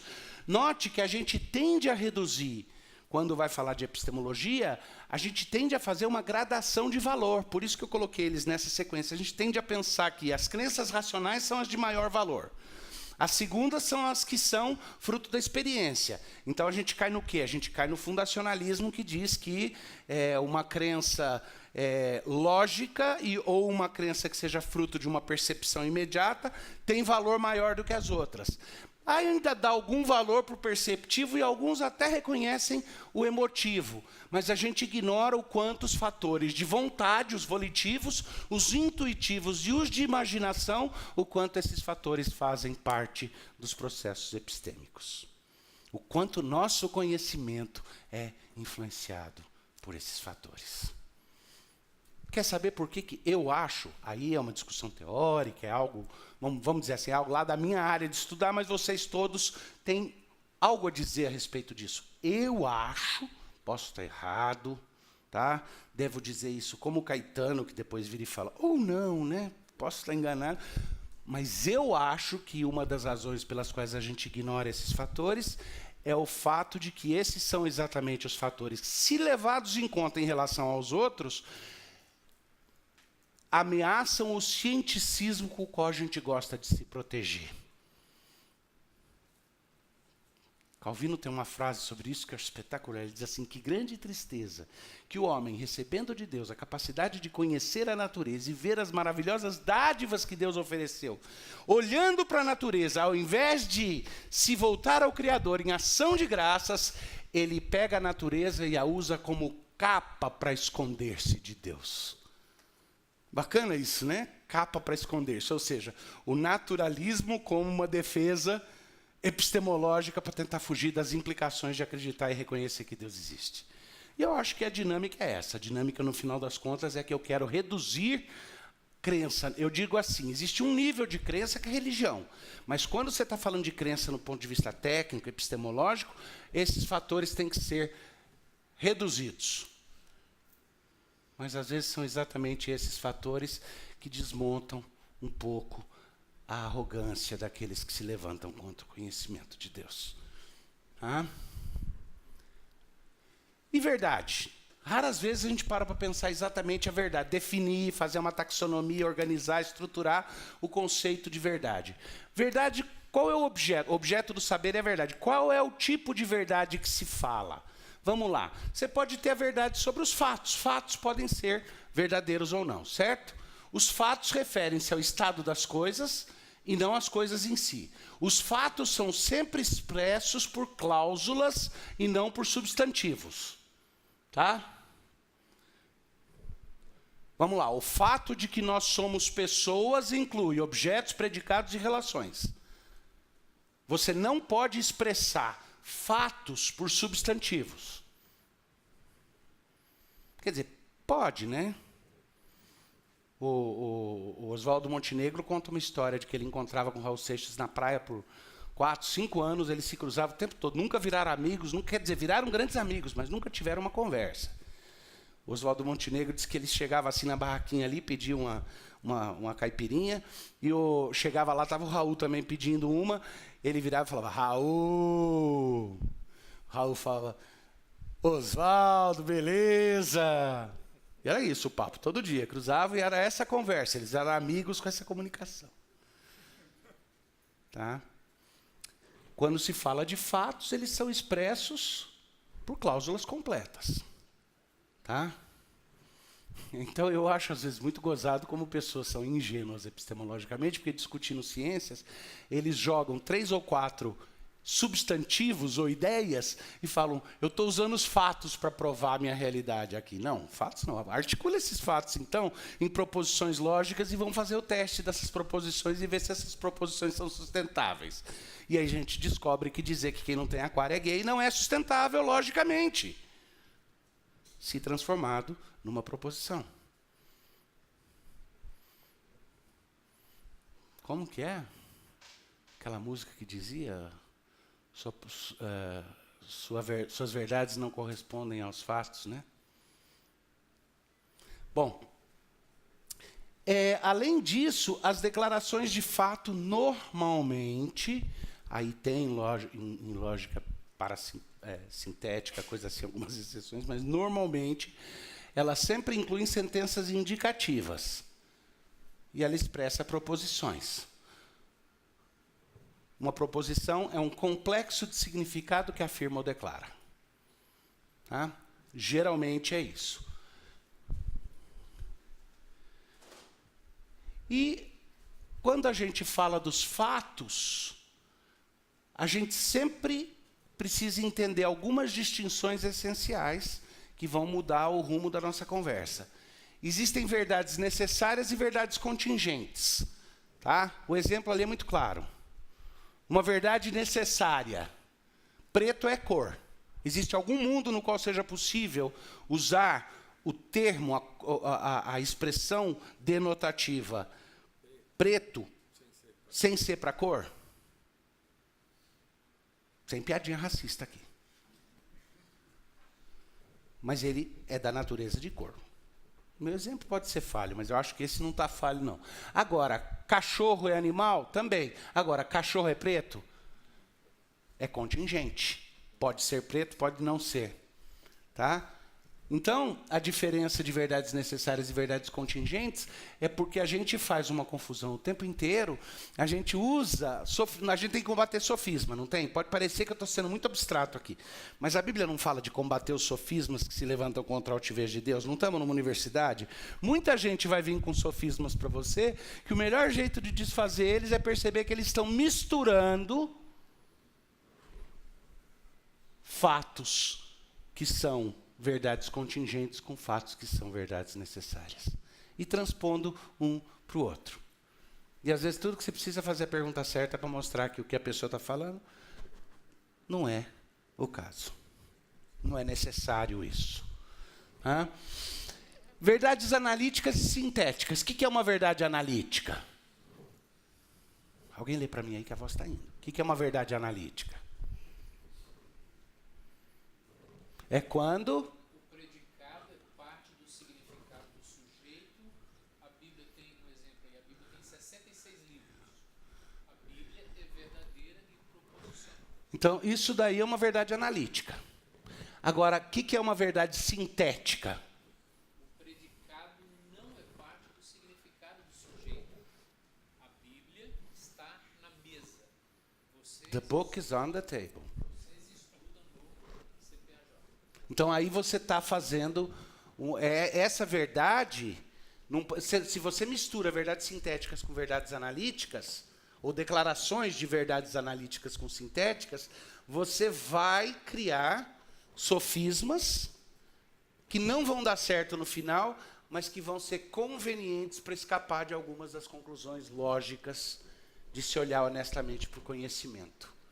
E é lógico, esse todos vocês conhecem, a distinção entre verdades a priori e a posteriori. As verdades a priori são aquelas que não têm relação, não dependem da experiência. Elas antecedem a experiência, elas interpretam a experiência. E as verdades a posteriori são aquelas que resultam de uma experiência interna ou externa. Todos vocês trabalham com verdades a priori, certo? O tempo todo. Tá, aliás, eu provo para vocês que todos vocês raciocinam com verdades a priori e num sistema circular de raciocínio. Circular. Quer que eu prove a circularidade do seu sistema? Em que línguas o senhor raciocina? Português e inglês são duas línguas que têm dicionários, não é? Aliás, o senhor, como editor, um bom dicionário não é um dicionário que inclui o máximo de termos? Aliás, o senhor conhece muito bem um teste que se faz para a qualidade de um dicionário ou de um léxico, que é o teste se ele define todos os termos que ele usa para definir todos os termos, se ele é autocontido. Se todos os termos que existem lá dentro são definidos em outro lugar nele mesmo, não é? Me diz se isso não é uma circularidade. Então, se a linguagem que eu uso é essencialmente circular, como que o meu raciocínio não é? No dicionário é triste isso. Aí você vira para mim e fala, mas aí você está caindo naquele subjetivismo do ceticismo filosófico, que é do estudo da circularidade. Não, na mente de Deus não é circular, porque ele é o ponto de origem. Então ali eu estou tranquilo, eu não preciso resolver a circularidade na minha cabeça. Na minha cabeça ele é de natureza circular, mas não é um círculo vicioso, é um círculo tão amplo que o limite dele é a mente de Deus. Agora, essa questão das verdades a priori e a posteriori tem a ver com isso daí, com a questão da circularidade. Finalmente, quando se fala de verdade, não é só com relação aos fatos. E é distinto. A gente discute a verdade em relação aos fatos, mas precisa aprender a discutir a verdade em relação a leis. E as leis e os fatos não são a mesma coisa. Leis são padrões regulares nos fatos que eu observo. E discussões como a existência de Deus, discussões como se a existência de Deus afeta como é que eu faço, como é que eu estudo linguagem, como é que eu faço isso, elas não são discussões de fatos, elas são discussões de leis, da relação entre os fatos. E se a gente deixar os outros roubarem a discussão e levarem para o âmbito da discussão dos fatos, não vai dar para fugir dos sofismas.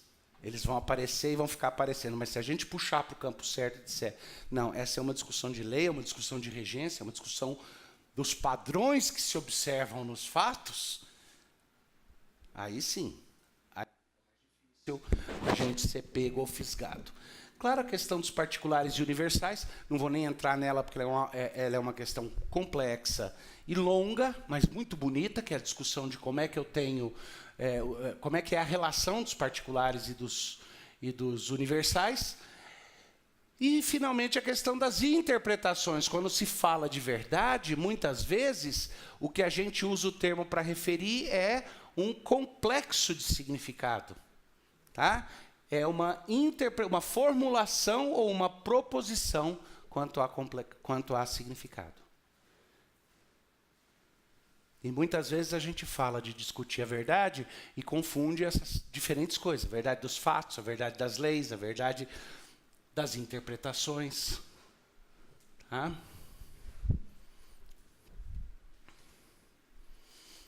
E a questão das relações.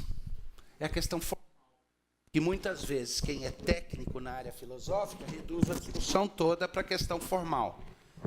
E não é bom que se reduza para a questão formal, senão é que nem aquele erro de Agostinho que eu apontei ali. Mas é importante saber que existem relações formais.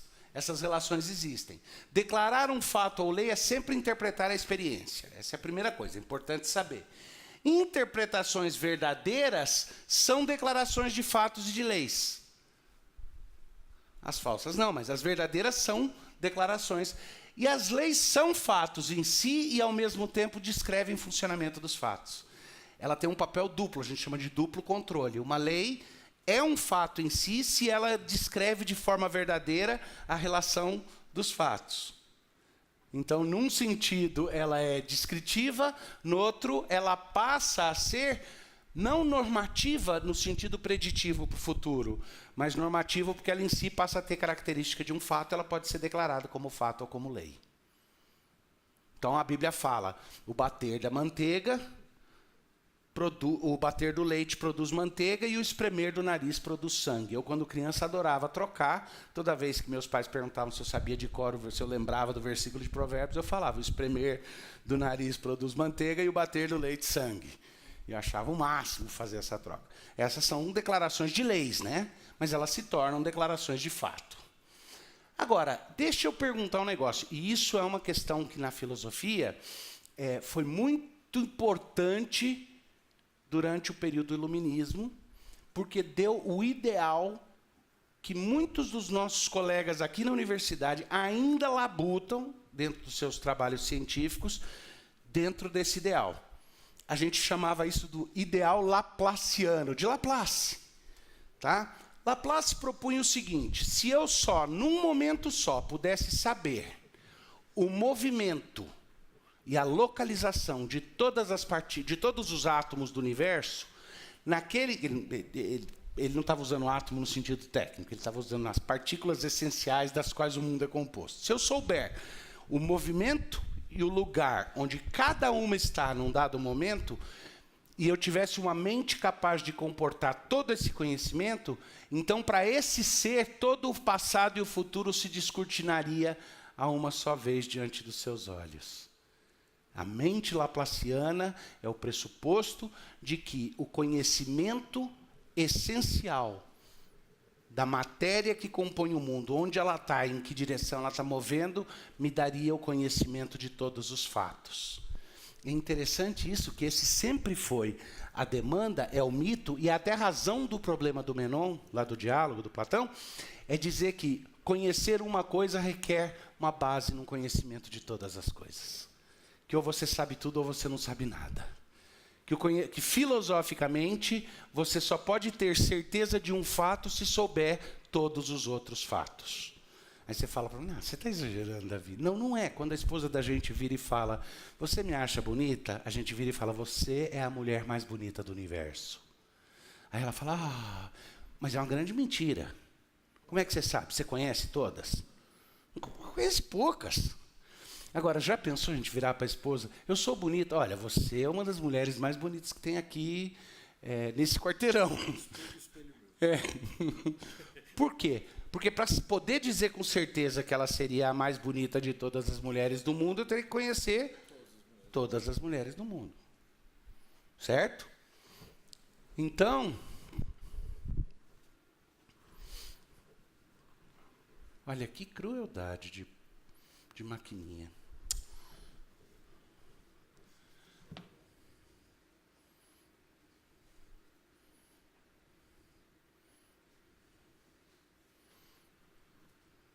Voltou.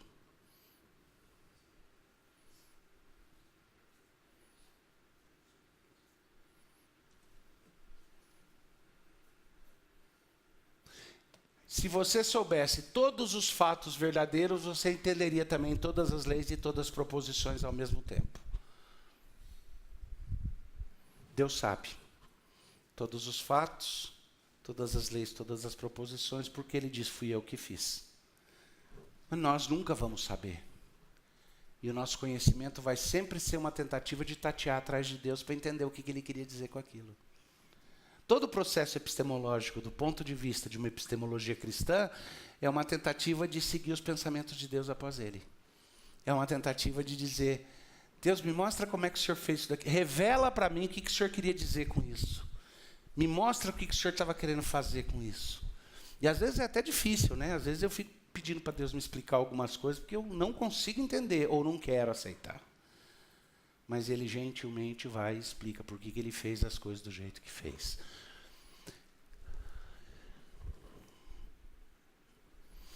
E as teorias da verdade, que são chamados de testes da verdade, que é o processo no qual essas são algumas das teorias principais nas quais as pessoas formalmente querem justificar a crença para poder dizer que ela é conhecimento.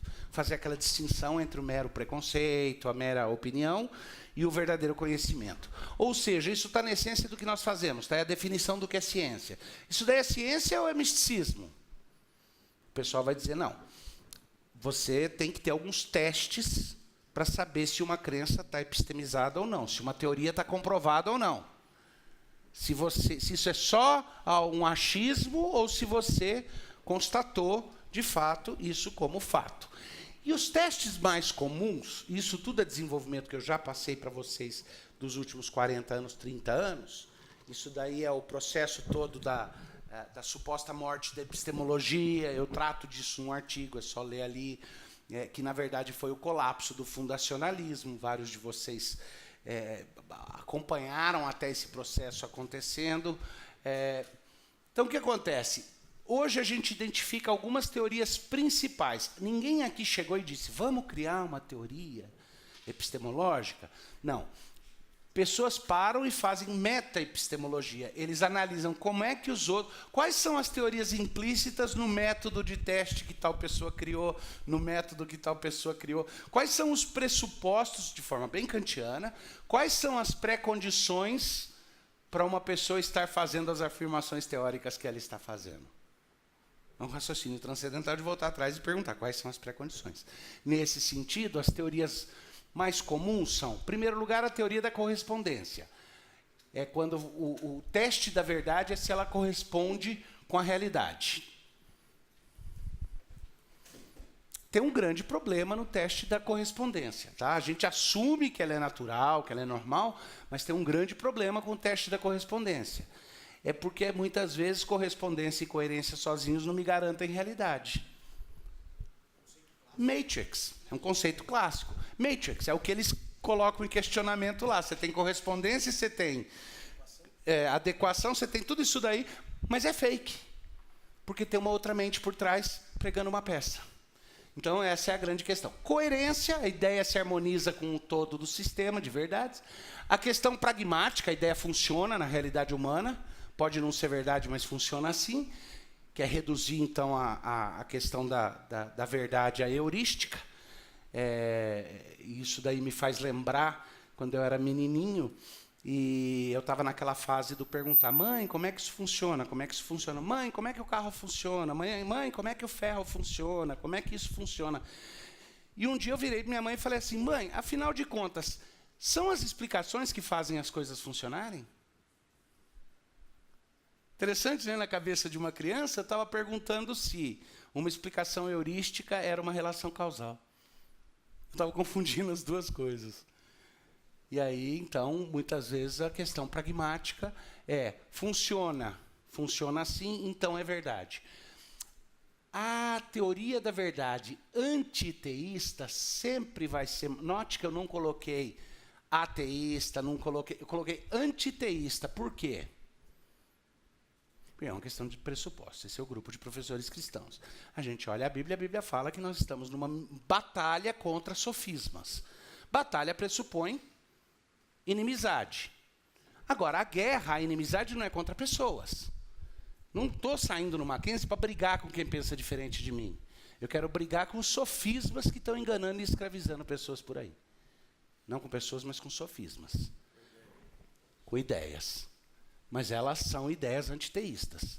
E é característico das ideias antiteístas que elas pressupõem autonomia, o sujeito é sempre a autoridade final quanto à veracidade ou falsidade das ideias, é um pressuposto universal de todas as ideias antiteístas, e o segundo é que ele pressupõe neutralidade. Eu começo a discussão neutra, eu não tenho opinião formada, eu sou honestamente neutro a respeito disso. E eu nunca vi ninguém neutro quanto a nada. Aliás, a definição de crença que eu dei ali atrás admite neutralidade? Crença é um compromisso com a veracidade dos fatos ou das pessoas.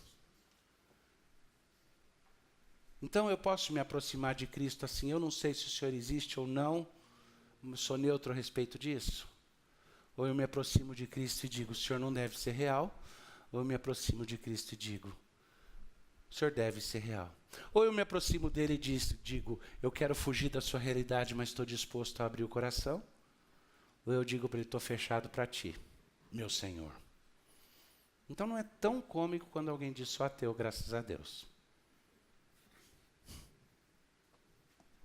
Não é tão ruim assim, não é tão cômico assim. Agora, um teísta, especialmente um teísta pressuposicional, que é o que eu estou apresentando para vocês, ele vai acreditar que a ideia nossa é uma analogia correta do pensamento divino. Uma ideia é verdadeira, um conceito é verdadeiro, uma descrição é verdadeira, quando ela contém nela uma analogia. Por quê? Porque não precisa ser idêntico. Nunca vai ser. Mas se ela tiver uma analogia correta do pensamento divino, então ela é verdadeira. Note que, e aí entra o meu, eu vou fechar com isso, aí entra o meu golpezinho, desculpa, é a minha maldade, eu tenho que fazer minha venda aqui, né? A posição do teísmo cristão é a única que ela engloba A, B e C, e ela só substitui o D por um inverso polar. Ou seja, o reducionista aí não sou eu. O reducionista é o cara que quer reduzir todo o conhecimento à correspondência, ou que quer reduzir todo o conhecimento à coerência. Quer dizer que o único jeito válido de garantir a epistemização da crença é um desses. Para nós, não. Para nós, a gente vira e fala, todos eles são válidos, correspondência, coerência, heuristicamente, todos eles são válidos, só que, em vez de autonomia, eu pressuponho dependência do pensamento de Deus, porque eu quero algo que seja do jeito que Deus disse que é. E em vez de neutralidade, eu quero algo positivo quanto a Deus. Eu quero uma boa expectativa a respeito do mundo que Ele criou e da ordem que Ele criou no mundo. É mais livre e mais aberto, não mais fechado e mais preso. Depois dizem que o cristão é bitolado. Que Deus abençoe vocês. Muito obrigado.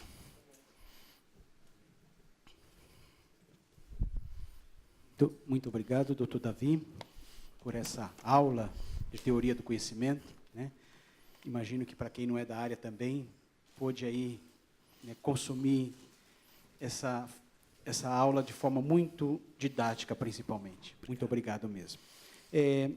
Eu queria perguntar para o Kerr se tem alguma informação sobre os livros que estão aqui embaixo, se tem alguma novidade para a gente, valores, você quer dar uma palavrinha sobre?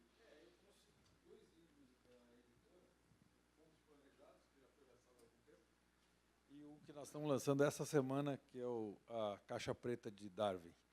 E como era para o grupo de professores cristãos, com preço especial, se vocês quiserem aproveitar a oportunidade, está lá embaixo, nossa representante está vendendo os livros. Tá? Eu sou fã do design inteligente.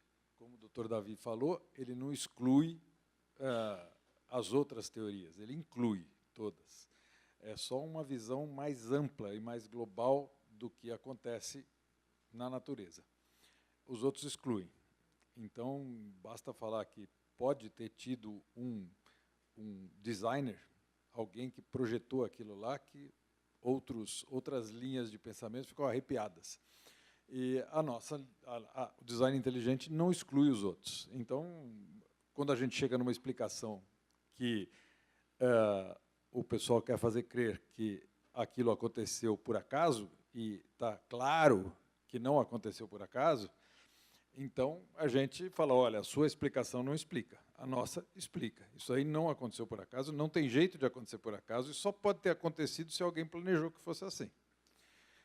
Em geral, eles ficam bravos e para a discussão aí. Encerra a discussão aí. Não dá muito continuidade ao assunto. Mas o assunto é fascinante, gente. Eu recomendo que vocês leiam os livros dessa área, quem não conhece principalmente, porque realmente é fascinante. Eu fiz um curso rápido de verão lá no Discovery, nos Estados Unidos, e eles começam explicando que a gente tem embutido dentro de nós a habilidade de detectar coisas que podem ter acontecido por acaso de coisas que não aconteceram por acaso. Então, se a gente olha uma nuvem no céu, por mais perfeito que seja o bebê que saiu esses dias fotografado na internet, a gente sabe que aquilo é por acaso, né? Foi o vento, formou lá a carinha de um bebê na nuvem. Já se a gente nunca ouviu falar das Rushmore Mountains nos Estados Unidos e chegar lá der de cara com as 4 caras dos presidentes americanos, nenhum de nós, em seu senso perfeito, vai falar, poxa, aquilo foi erosão, água e vento que fizeram a cara dos 4 primeiros presidentes dos Estados Unidos. Que legal, né? Não, ninguém vai achar isso. A gente sabe que aquilo não aconteceu por acaso. Bom, os caras do design inteligente pegaram um matemático, o prêmio Nobel, e fizeram ele fazer uma metodologia para identificar o que pode ser por acaso daquilo que não pode ser por acaso, cientificamente falando. Depois eles pegaram essa metodologia, aplicaram em várias áreas do conhecimento, e tem coisas que são absolutamente impossíveis de terem acontecido por acaso. Então, a única explicação razoável é que alguém projetou isso para ser desse jeito. E eles param aí, porque é uma análise científica. Eles não dizem quem projetou, eles só falam, isto não foi por acaso, isso foi projetado. Alguém queria que fosse assim, por isso que é assim. Eles fazem, inclusive, brincadeiras com esse assunto, dizendo, poxa, se você gosta de ETs, que criaram as pirâmides lá no Egito e aqui no Peru, iguais, então pode ser ET, para mim está tudo bem. Se você prefere uma explicação divina, foi Deus que criou assim, também está tudo bem. A gente para aqui. Só isso não aconteceu por acaso. Cientificamente, não pode ter acontecido por acaso. Então, essa linha de pesquisa é super interessante, é abrangente, como o doutor Davi falou, não exclui as outras, inclui, e eu acho que vale a pena vocês darem uma lida. Tá bom? Obrigado, Ken. Doutor Davi, aqui a gente foi acostumado a ouvir, né, o conceito clássico sempre de verdade, né? Ter a adequação da realidade ao pensamento, a verdade está aí, né? Então, não é nem culpa, é um momento histórico, é culpa de todo esse acúmulo, né? Então, para desconstruir isso um pouco e aceitar todas essas concepções,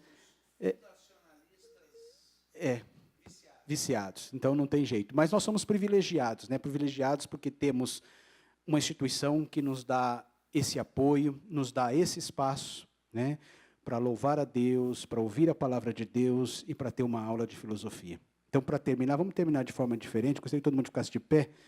Aderito, que nos levasse um momento de oração, de gratidão a Deus, né, e que também que esses encontros eles possam ser cada vez mais, que tragam um público maior cada vez mais e que, de fato, ele seja frutífero para todos nós. Então, a gratidão a Deus. Deus de amor, nós te louvamos por essa tarde, por essa noite, as palavras que ouvimos, pelo louvor, pelo teu cuidado sobre as nossas vidas.